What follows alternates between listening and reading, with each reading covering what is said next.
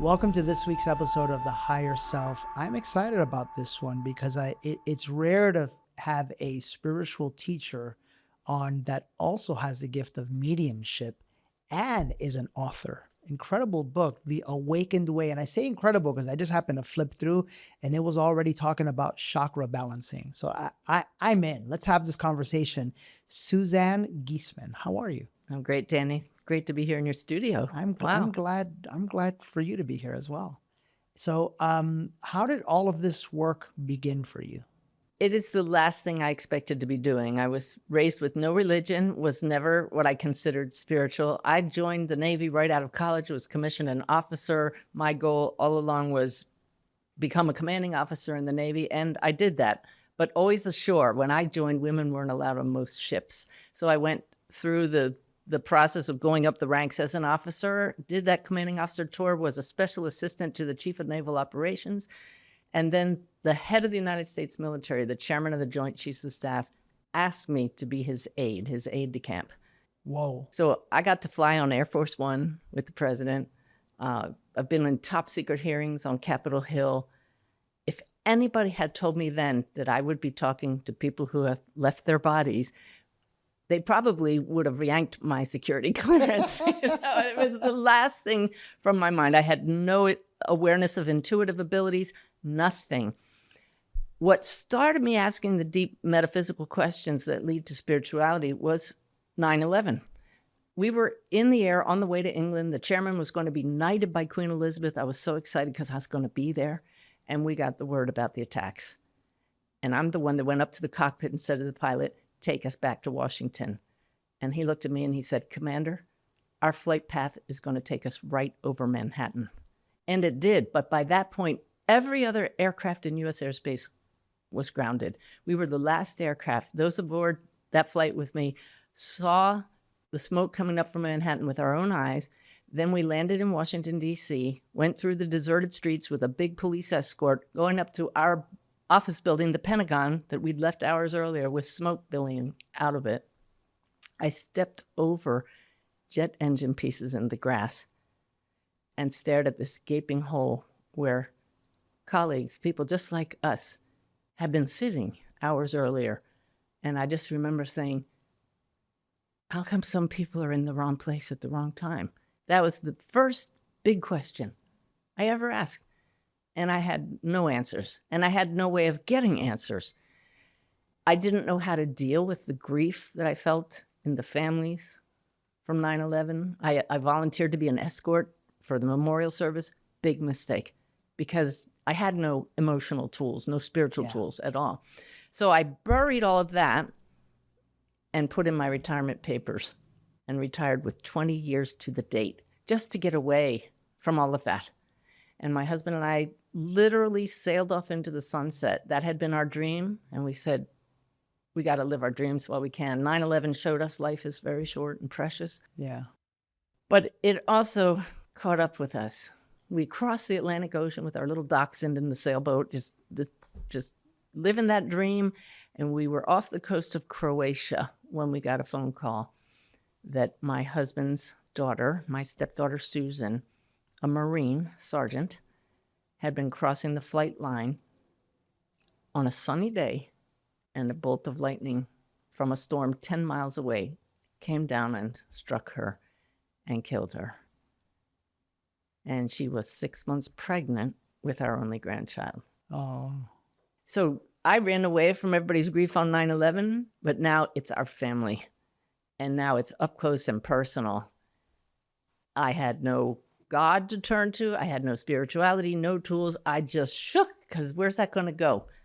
But looking at her body at her funeral, that was a life-changing moment, because I suddenly knew there really is a spark in us. There is something that gives these bodies life. And I knew that Susan still had to survive in some way. You probably know this from your mom. Mm-hmm. And I said, "Susan, I'm going to find you." Mm-hmm. And I did. And I found so much more through meditation, through that military discipline of sitting every day. Susan show yourself to me. I know you exist. Susan, where are you? And I fell asleep every day for the first 3 weeks because my body wasn't used to resting. Right. It's go, go, go. And it took a long time to connect with Susan, but that was part of a plan because I was supposed to open up to other things first. And that's how it all started. As you know, as you said the word plan, I don't know what brought it up, but I was thinking plan, and we both said it at the same time. Love when that happens. I love when that happens too. Yeah. Yeah. I want to pause. This is going to be a really incredible conversation. First things first, may I ask, just from the 3D stuff, like I'm fascinated by, Air Force One and all that. Which was the president? Oh, it was George Bush, the younger one. The younger one. Mm-hmm. Got it. Fantastic. It was his first flight on Air Force One. And you happened to be on it as well. Yeah, yeah. What did that feel like at a time when like women couldn't go on the ships? What did that feel like? Did that give you like a sense of determination? I was simply pleased that and honored that I was allowed to serve. And I knew it would be ashore, and I just said, I'll just do the best in any assignment they put me in.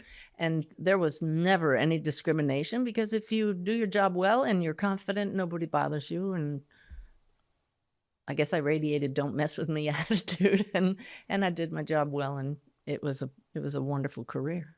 I love that because, like nowadays, with everything happening, in society today, I think there would be a lot of anger and resentment in a lot of women. And I honor your response. It's like what you just said was, I can't control it. So all I can do is control what I can control, which is like be the best version of me that I can be, essentially. That's right. Yeah. Yeah. And I had come from a little state college in Pennsylvania, and you're competing with people who've graduated from the Naval Academy and bigger universities. Nobody cared. Do your job right. Do it well. That's right. And great things I like happen. that. Yeah. Yeah. Beautiful.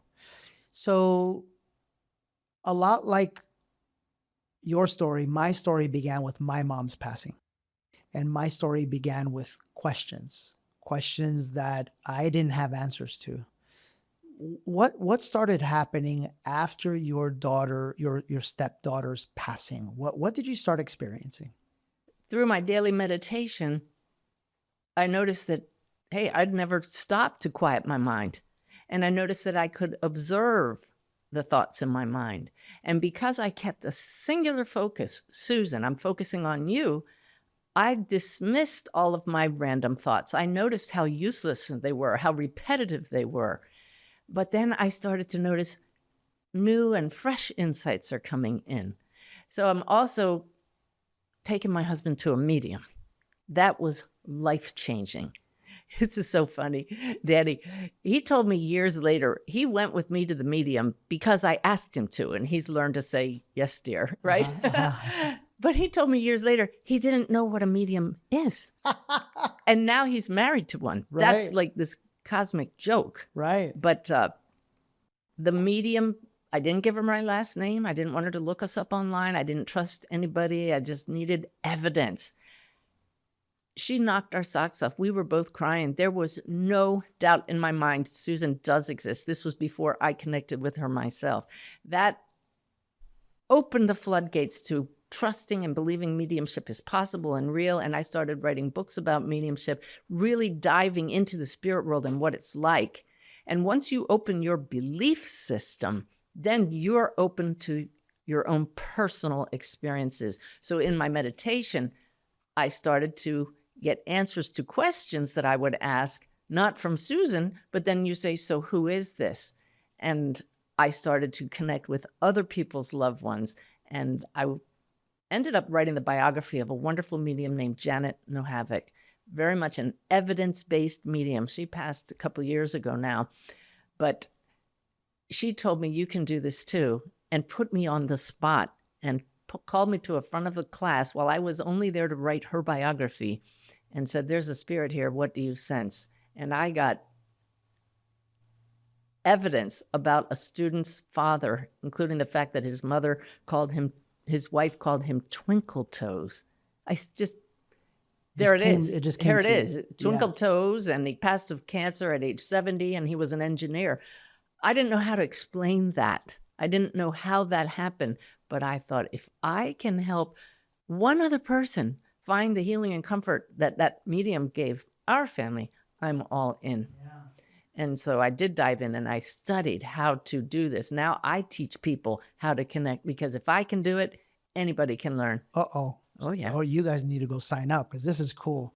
It's so interesting. Yeah. You know, I remember right before I walked in and I was like, I was having a moment on Instagram. Mhm. What was happening is that in many ways, I feel like my spiritual gift is, in this case, I'm on the phone with one of our clients, one of our inner circle members, and he's been stuck in a situation with his relationship where they just keep doing this, right?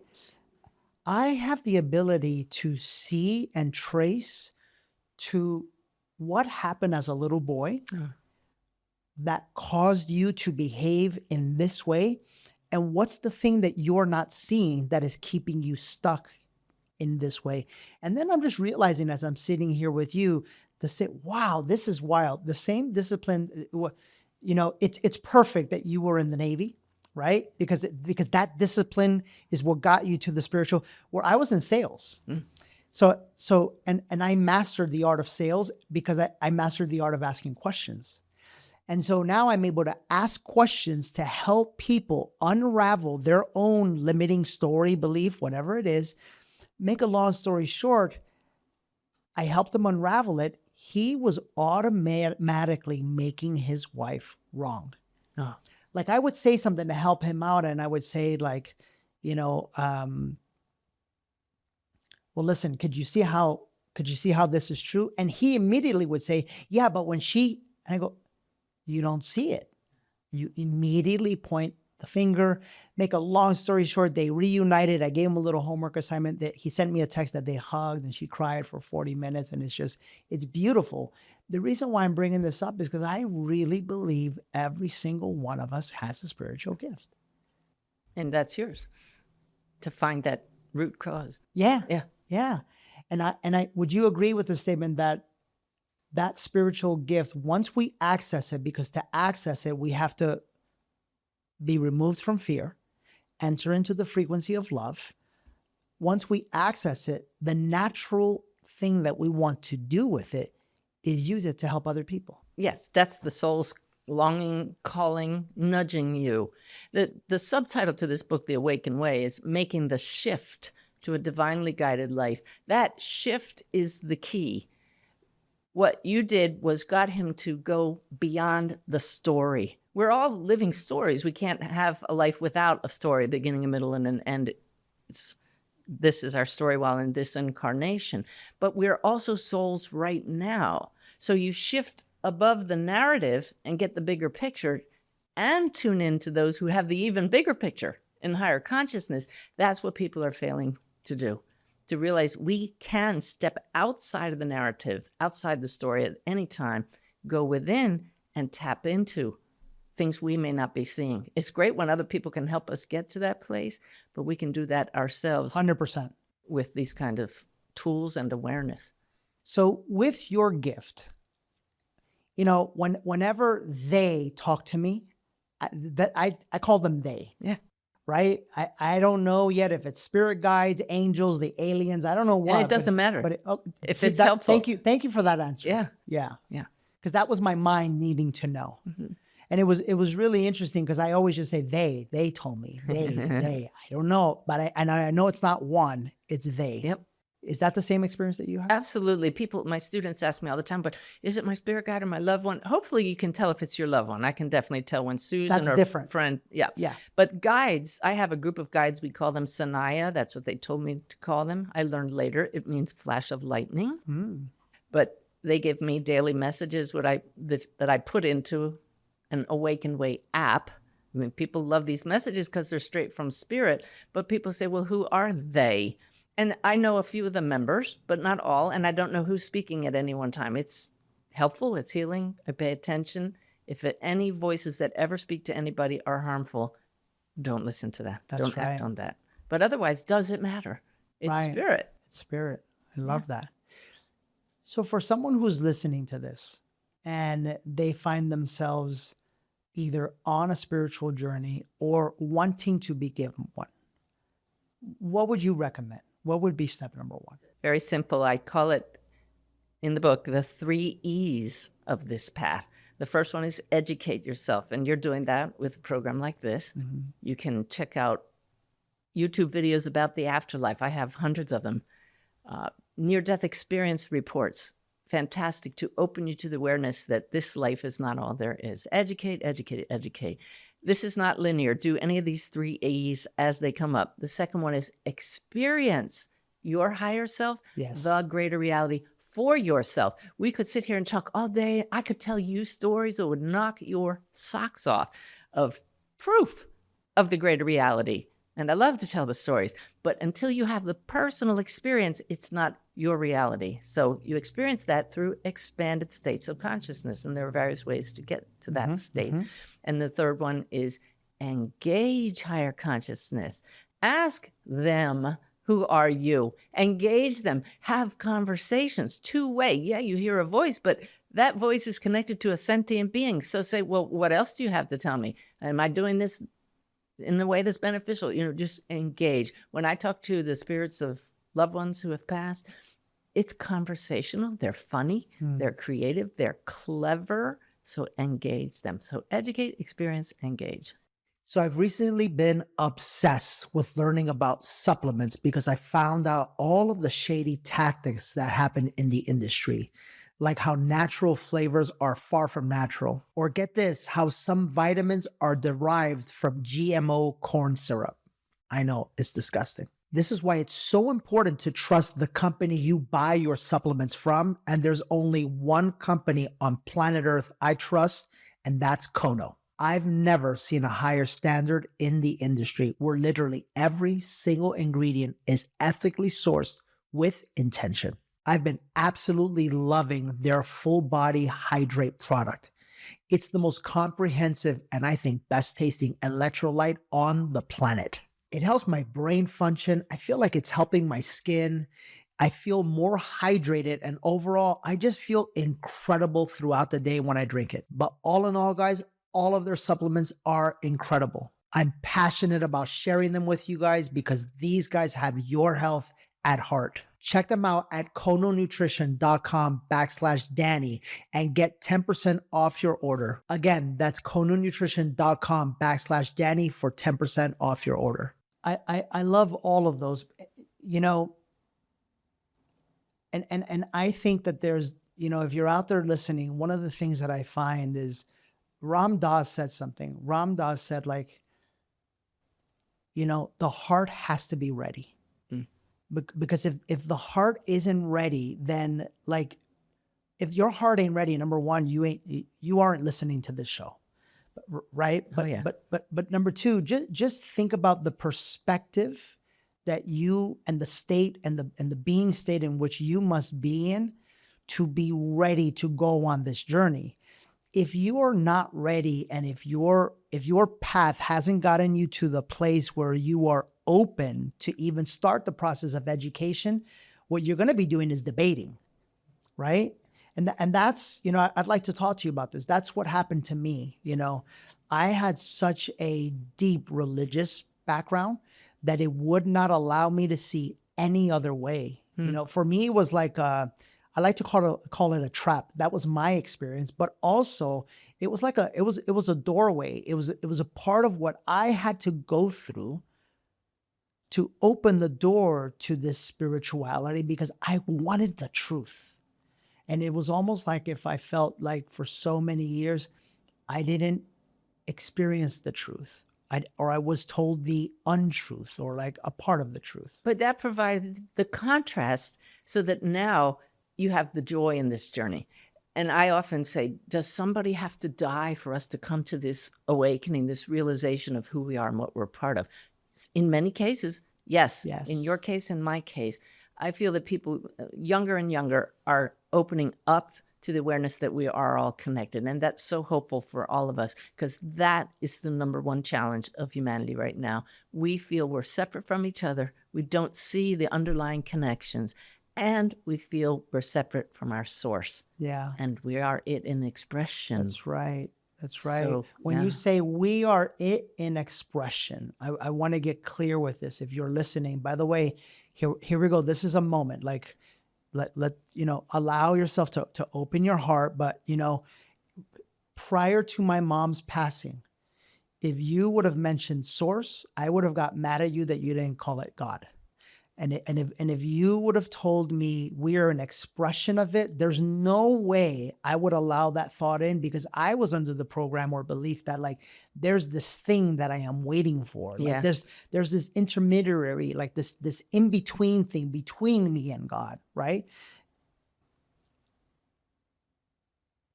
You didn't go through that because you didn't have any of that, right? And right. so for someone who might be having a hard time with that right now, what would be your words of It's very simple, and it's even in the book here. It's a practice of self-inquiry. If you really feel a calling, sit quietly, take a nice deep breath to just get centered, and honestly and openly from your heart, ask of higher consciousness, who am I? oof, And then see what comes up, because the first thing's going to be, well, you state your name, what's your role, all that comes up. But you ask that question and listen, and then ask it repeatedly over time. Then you'll be ready to move on to the question is, and what or who is God? I have no problem saying the word God, but it does have a lot of baggage for people who were told what to believe. right. I wasn't told what to believe, so I experienced who we are and what God is by sitting and asking that question. But I was really asking to speak to Susan, and I found so much more. I love that. Those are two simple yet profoundly powerful questions. I channel this group, Sanaya, for large groups.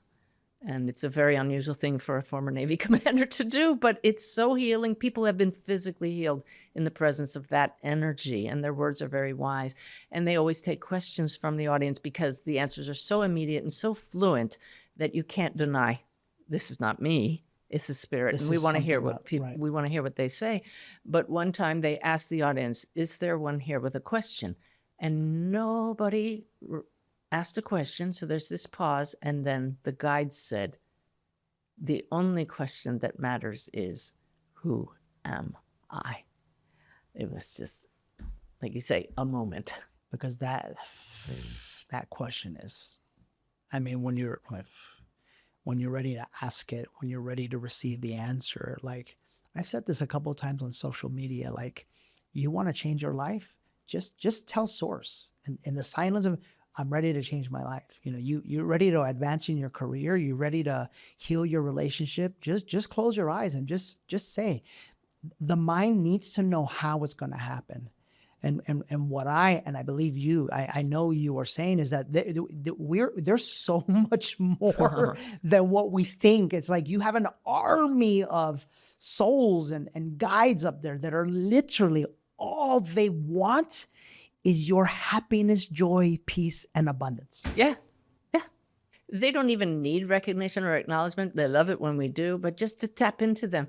I got the greatest nugget from my guides in the middle of the night 2 nights ago, and I'm thrilled to share it with you now. Please. Okay. Yeah. I haven't heard anybody else say this, but it's so brilliant. They said see, I call them they. They. They said, the problem is everybody's looking outside themselves, and this is not new. We know this. That's right. Everybody's saying, hey, Siri. When we're missing 2 very important letters, we should be saying, hey, Spirit. Wow. It's the same name. Put the P and the T in there. That's it. Hey, Spirit, help me out here. And then I can't help but feel the presence as I even asked that.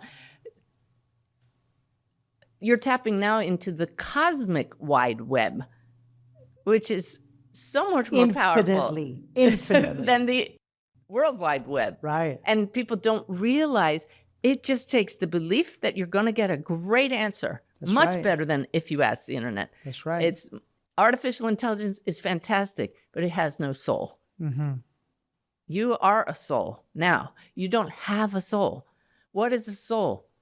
this field of energy, information, consciousness that is merging and blending and dancing with every other field of energy information. That's the scientific term for soul. You are that. So if you don't like words like soul, just say, hey, I'm this field of energy. You can't deny that, but it remains when the body doesn't.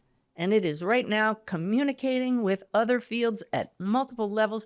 It's like different channels on a radio station. I love it. And they're all interacting, and we can clear these filters. That's all the brain is a filter blocking us from the awareness of these frequencies.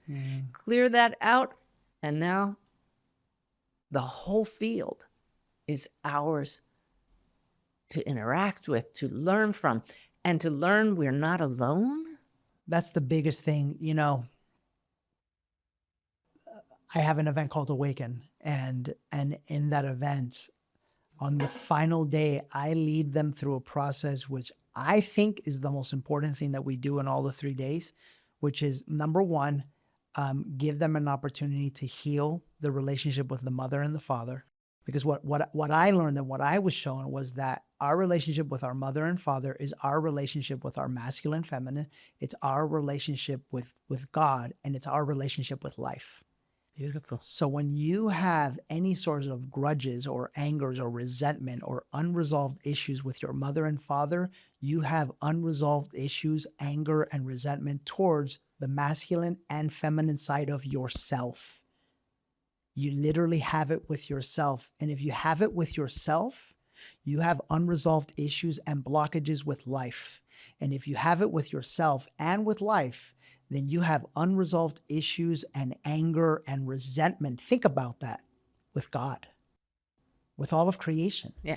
And then, you know, these beautiful human beings who are maybe stuck financially or stuck in relationships and, you know, maybe even stuck in their health. It's like they don't understand where the blockages are coming from. And I would tell everybody that if you are ready to transform your life, heal the thing that you have been avoiding with your mother and your father, because there's only one outcome that can come from that. And that is that your heart bursts wide open. Yeah. Wide open. Yeah. This is the beauty of mediumship. Because we can reunite with our mother and father who have passed. And the medium is just the voice, the intermediary. And the biggest thing that happens is apologies and thank yous, requests for forgiveness and big gratitude. But we don't have to have a medium to do that. Yeah. You can heal them now, like you're saying. That's why we come into these bodies, for relationships, because they lead us to this growth through the pain. That's right. That's right. Absolutely. Yeah. That's beautiful. Yeah, I can take this conversation so many different directions. I have to touch on, there's a reason why I opened to that page, because, you know, the reason I noticed this when I walked in the door. So I made this because when the deeper and the deeper that I went on my journey, I used to have so much anger towards Jesus, the church, all of that. And the deeper and the deeper that I went in my journey, the deeper and deeper I realized, like, oh my God, like, he didn't want us to wait for him. He wanted us to become him. It was the Christ consciousness, right? So then I grew up seeing him on the cross. Like so I wanted to see a different image of him, right? And then I knew from what has happened within me and what I've seen happen in others, you can't reach Christ consciousness or enlightenment with blockages in your energy centers, in your chakras, right? Right. And so I know I flipped in here for a reason for us to talk about this, but you mentioned rebalancing your chakras. Like, you know, admittedly, I don't know how to do that. I will simple. Well, I can't wait to hear this, because it's happened for me through the experience of journeys with plant medicine. Right. And then I do have someone that I call that whenever my energies are out of balance, she can just realign me. But like, how do you do that? I can't wait to hear this. Well, I have to preface this with, I had an email from a man who said, I'm a physicist. My massage therapist told me I need to balance my chakras, and I can't find any proof that these exist. And I wrote back and I said, and you won't, because we do not have instruments fine enough to measure these energy fields yet. But do the practices that I talk about in the book, and I have them on my gifts page on my website, and you see how you feel before you do it and how you feel after it. If you feel better, what more proof do you need? That is all. I will guarantee you. Yeah. You will feel better, sleep better, Oh, yeah. live better.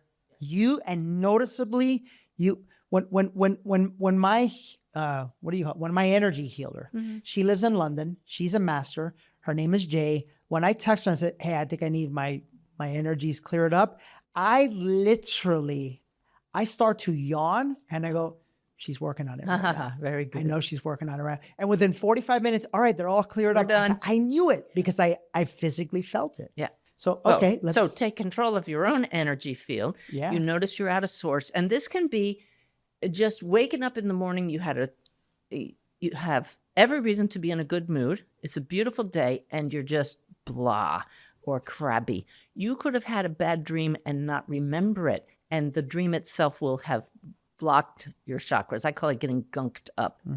Your body and every field within your body has its own innate intelligence.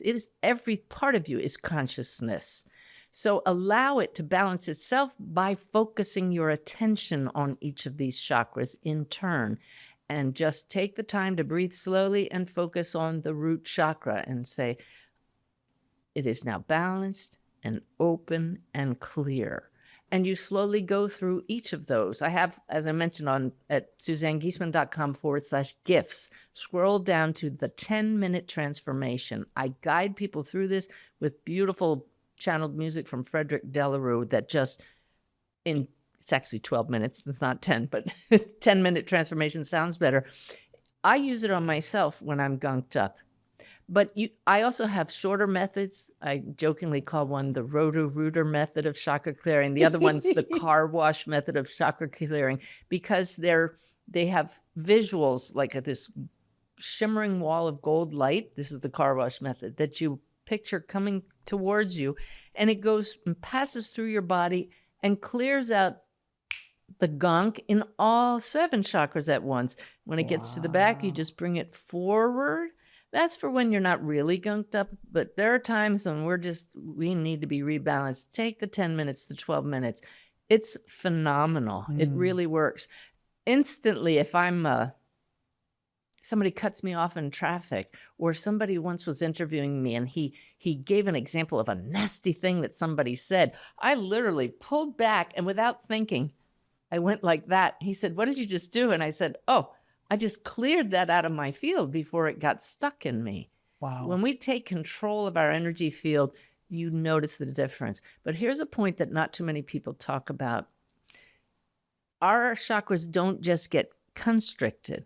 They can be overextended. I know when you're leading your workshops, you're on, right? Your heart chakra is probably hugely open, but so is probably your third energy center, the solar plexus chakra, because you're emitting all of this power, that's soul power.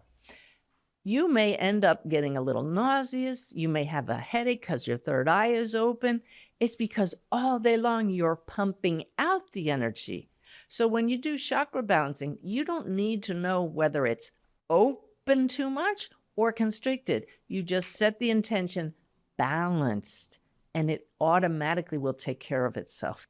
In order to not miss these episodes or the weekly clips that we provide that will help you in the 3 energies of human mastery, how to change your financial life, how to change your relationship life, and how to heal yourself physically, emotionally, and spiritually, make sure to subscribe right now to the channel. Trust me, it'll be the greatest decision and action you take today, because the value we are committed to bringing you is going to be life-changing. Go ahead and subscribe right now. You know what's so crazy that you mentioned? I remember, is there truth in this statement? I feel as though, and I hate saying the more spiritual you become, but I'm just going to say it in human language. I feel as though the more spiritual you become, the easier it is to balance and protect your energy centers. Is that a truth? Let me check. It's okay. The lip twitch is the spirit thing I can't control. The guides say in answer to that, that is a multifaceted question. So it's going to be person dependent. Has that person on their spiritual path gotten in the habit of working with their energy Okay, centers? gotcha. Or are they simply more aware of the flow throughout the body and notice when they're off balance? So it's going to be multifaceted. Thank you for that answer. The reason why I asked that is because, after a 3-day event like Awaken, where we have 700-800 people doing breath work and all of that, I always used to think that I was taking on so much energy. At what you just said is I'm emitting. Yeah. I'm nonstop for the entire day, 3 days in a row. And it doesn't stop at night, but you can sedate your chakras to fall asleep faster. You simply lie down and you just feel like a blanket coming down. This is hugely helpful, isn't it? This is going to change my life. It will. You lie in bed and you just say, okay, and start at the top, 7th chakra, calming down, calming down. When I finish an event, I get in the car, my husband will be driving. He'll say, you need to Do your work thing. Yeah, you need to do that chakra thing, right? Right. It's really bad when it hasn't been an event and he'll say, Suzanne, do you need to clear your chakras? But really, and I will sit there and I literally go like this. I'm bringing my field back in. You're going to feel a tremendous difference. So one thing that I have to touch on, like you all don't understand how powerful you really are, because what she is telling you, you see, this is the whole game. The whole game is that literally everything you've ever wanted is inside of you, and you have the answers and the ability to do whatever it is that you need to do. When you think of it from that perspective, what she's telling you, take it a little bit deeper. She's actually saying to you that you, just with the power of your mind, that's it, have the ability to create new outcomes and to heal yourself. That's what you're saying. I am. And I would put what you just said in a little bit of different terms. Okay. By saying it's inside you, that makes you identify with the body. The center of you is the center of all that is. That's your node that connects you to the whole field. So everything that you want and have, I absolutely agree with you. I would just simply say is housed, is centered in this light within you. Right. That really, where does light end? Has no limits, no boundaries, and is connected to the entire field of all that is. That's I just had a God. Moment. I just had a moment. Wow. Because from that, you can call in what? That's it. Aha. This is beautiful. This is beautiful. So I haven't asked this in a while. Are you open to doing a reading? We call them drive-by readings. Okay. And I don't do them generally on air. Okay. I was on Coast to Coast the other night and I had to do it. And it just doesn't do service to spirit, especially for somebody who's evidence-based, because if I sit quietly with you for 45 minutes, we'll get deep stuff. We'll get your mom. And I would love to do that for you. Yeah. But this one guy he asked the question online on the air, was my mother murdered? And I said to him, yeah, that's like going to a doctor and asking for an instant diagnosis on the radio when the doctor needs to do a thorough examination to get an accurate diagnosis. That answer is too important to just say, oh yeah, here's your mom. And I sense she passed this way. Yeah. So got it. That's why this is sacred work for me. 100%. Yeah. I love that. What would be your final thoughts? What would be the message that you have? We have such a beautiful audience. Yeah. It's absolutely that we are so much more than our story. The Awaken way is. I wish I could tell you about this young man named Wolf, who I have a book called Wolf's Message. Tell me. Okay. Yeah. Imagine a young man is sitting at a coffee shop. This is a true story. His name was Wolf. He stood up from his friends and he said, I have to go now. And he walked off to this cemetery in Plymouth, Massachusetts, where he meditated every day and went to this tree where he always meditated. And along comes one black cloud and one bolt of lightning and strikes him dead, like my stepdaughter. And his parents don't know how to honor him while they're waiting to get his body from the morgue. They go to a florist and get 2 red roses and plant them at the base of the tree where his body was found. They'd never done that for anybody. That was their way to give a tribute to him.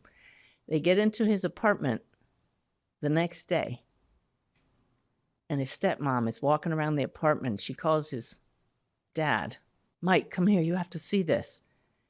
There was a poem tacked to the wall that had not been there the day before he was killed because his dad had been there. A poem written by Wolf with a drawing. And the poem said, Spirit of great healer, awaken within this heart. Peace and tranquility flow like water.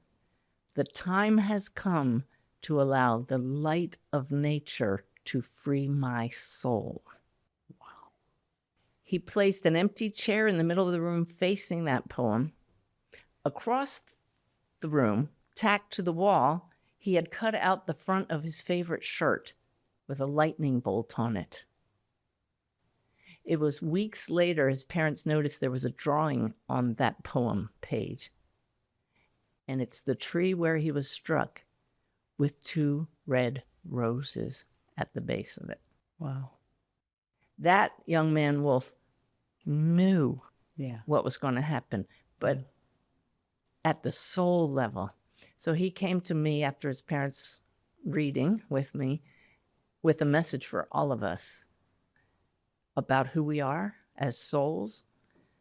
A lot of messages for humanity saying we're out of balance as a species. Here's how to get back in balance. And his teaching became what I call the Awaken Way. I love it. That's why when you ask how do you want to end this, it all comes back to basically the message that Wolf came to share with us. Yeah. And I shared in that book and soon to be a documentary. 3 very simple things. You're not only human. His poem, his drawing, that's proof we are souls. That's right. And so much more. That's right. There's so much more proof than that. But you are not only human. The country singers say, you're only human. No, you're not. No. Number 2, we're part of one big web connecting all that is. And that's that big aha moment you had. This heart is where the strands come together. Right. But not just the human level. Every level. Right. Guides, loved ones who have passed, angels, probably extraterrestrials. I don't get into that. But everything that can exist is part of that web, and we are part of it. We can tap into that. And the third one is that this force field, this healing creative force, is love. Mm-hmm. I love that. That's it. That's it. Thank you for sharing. Yeah. I want to ask you something. We have a community called Awaken You, and I would love to number one make this a part of our book club. We do Awesome. a book of the month, Yeah. and then I would love for you to come on and do a session like this. Where Awesome. People could ask questions and find out more. Would you Great. be open to that? Oh, of Yeah? course. Yeah. That's So- my mission. It's mine too. Yeah. That's why I want to have you. So we'll make that happen. For those of you Awaken You members, I can't wait for you guys to meet Suzanne. It's going to be beautiful. If you're not, go to DannyMorel.com/awakenyou to subscribe. It'll be, I think it's the greatest community on planet Earth. I think you can see for yourself. We're doing some great things in there. But Suzanne, how do people get a hold of the book and get a hold of you? Yeah. SuzanneGiesemann.com. Lots of resources there. The classes, the courses, YouTube channel is has so much material on it. The books I have 15 books actually, and they're all on Amazon and other booksellers. The Awakened Way app is free, and lots of daily inspiration there. I love that. I'm going to tell. Oh, There that it him? is. There he is. Yeah. I'm going to tell you. I'm actually looking forward to reading this one. We get a lot of books coming through here, and I'm going to dig into this one. Well, you've heard of NDEs and STEs, near-death experiences and STEs. No, You don't know those terms? no. Oh gosh, yeah. Well, I call STEs sexually transmitted energies. No, a spiritually transformative experience. I'm sure you've had them. Yeah. And so lots of acronyms, OBEs, out of body experiences. That book is filled with what I call NOEs, no other explanation moments. I love it. And it hopefully will lead everybody who reads it to their wake own, up. Yes. their own NOEs and awakening. Absolutely. I love that. Thank you so much for being here. Thank you. Yeah. That's this week's episode. Hope you enjoyed it, and can't wait to see you guys inside of Awaken You. And we'll see you next week for another episode of The Higher Self.